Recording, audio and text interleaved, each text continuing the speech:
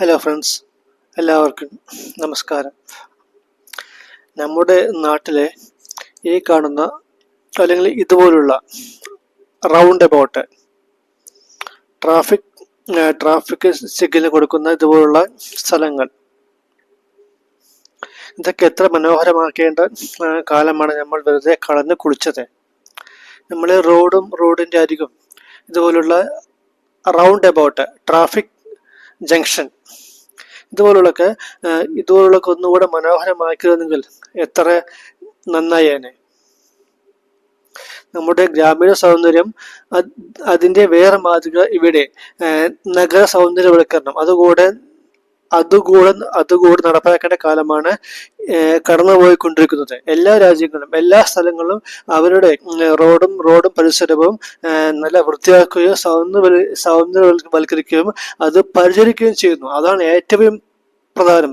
Maintenance നമുക്കില്ലാത്തതും അത് തന്നെയാണ്. ഇവിടെ ഉണ്ടാക്കിയാൽ അത് മെയിൻ്റനൻസ് ചെയ്യുമില്ല.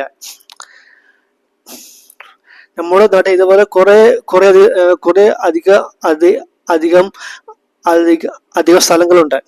അതൊക്കെ കണ്ടെത്തി ഒന്ന് നല്ല അവിടെ പച്ചപ്പ്, നല്ലൊരു വാട്ടർ ഫൗണ്ടൻ, ഒരു പ്രതിമ, അവിടെ എന്തെങ്കിലും ചലിക്കുന്ന ഒരു ശബ്ദമുണ്ടാവുന്ന എന്തെങ്കിലുമൊക്കെ ഉണ്ടാക്കി വെക്കുക.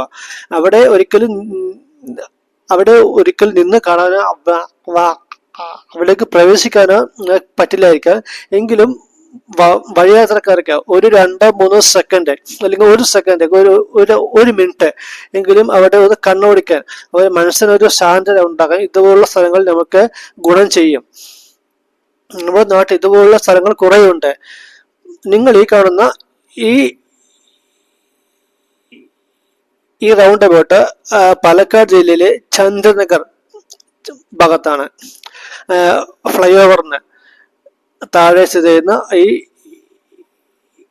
ഈ റൗണ്ട് അബൌട്ട്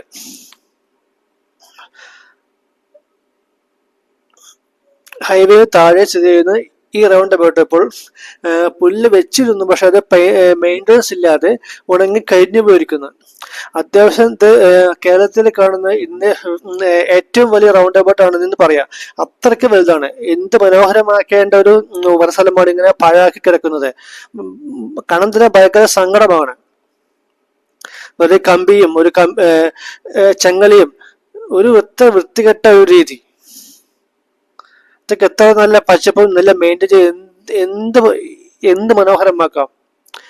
നമ്മൾ ഓരോ വലിയ രാജ്യങ്ങളെയും ഇത് ഫോളോ ചെയ്തെങ്കിലും കുറച്ചൊക്കെ നമുക്ക് നമ്മുടെ ഒരു കാഴ്ചപ്പാട് ഉണ്ടാക്കിയെടുക്കണം.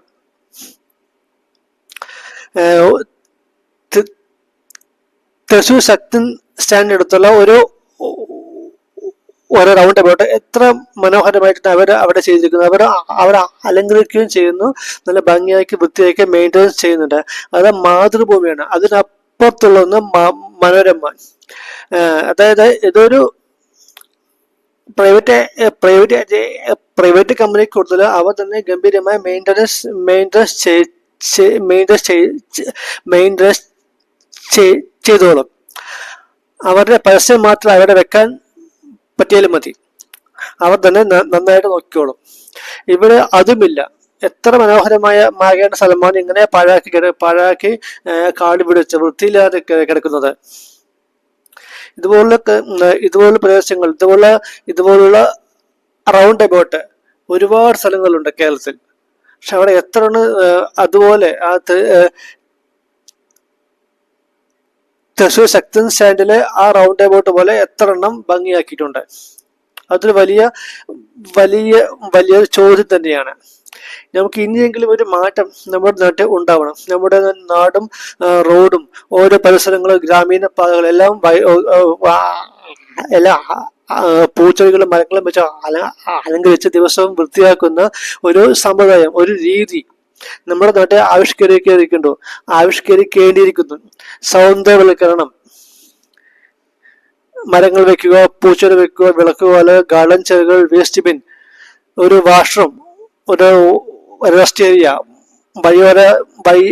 വഴിയോരയാത്രക്കാർക്ക് കാണാനും ഇരിക്കാനും വിശ്രമിക്കാനുമുള്ള ഒരു പൊതു ഇടം എല്ലാവിടെയും വളർത്തിയെടുക്കണം. അതിന്റെ കൂടെ ഭാഗമാണ്. ഇവിടെ പൊതു ഇടമല്ലെങ്കിലും വിശ്രമിക്കാൻ പറ്റില്ലെങ്കിലും കാണാൻ ഭംഗിയാക്കുന്ന ഒരു സ്ഥലമായി ഈ പ്രദേശത്ത് ഇതുപോലുള്ള റൗണ്ട് അബൌട്ടിനെ മാറ്റിയെടുക്കണം എന്ന് ഞാൻ സ്വപ്നം കാണുന്നു, എന്ന് ഞാൻ ആഗ്രഹിക്കുന്നു. എനിക്ക് ആഗ്രഹിക്കാനേ പറ്റുള്ളൂ, ഇനി കൂടുതലൊന്നും ഇതും ചെയ്യാൻ പറ്റില്ല. എങ്കിലും എനിക്ക് എൻ്റെ നാടിനെ കുറിച്ച് പ്രതീക്ഷയുണ്ട്, അങ്ങനെ തന്നെ ആവും.